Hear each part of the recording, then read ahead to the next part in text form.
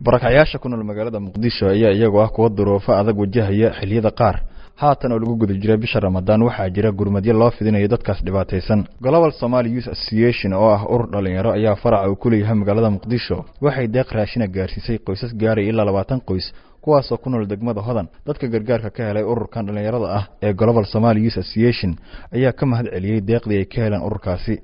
Ilaahay waa mahad iskale dad walaalaheen uu deeqay إلهي أول مرينا الدنيا آخر بكسيو وصون رمى صون كان صون كيس أنا لها جارسيو وحن لنا هاي أمدي إلهي إني واحد يفتكرتين ولا على حكوا عوي قرتين إلهي هو بدل لي هاي صون كأجر كيسنا الله يدسيو صون كيسنا الله يدين جارسيو دقيقة وانا رسول جارسي Global Somali Youth أنا رسول جارسي وأول ما هنقينا أجري أحسنات بدنا رسول كوب كان الله كسي وأكون مهسنين سيد ولا رهضو عاوية.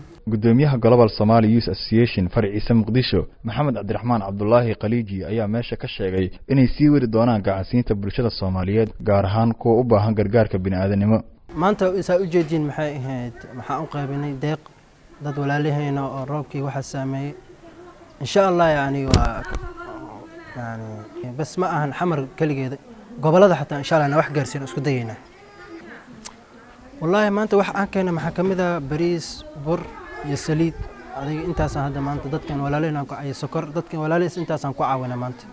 ururada ka shaqeeya arrimaha dhalinyarada ayaa ah kuwa xilliyada lagu guda jiray bisha Ramadaan garab istaag u sameeyay dadka danyarta ah ee ku nool kaaminka qaxootiga ee ku yaala magaalada Muqdisho kuwaasan haysan nolol maalmeedkooda caadiga ah. Maxamed Ciise Koona, Goobjoog, Muqdisho.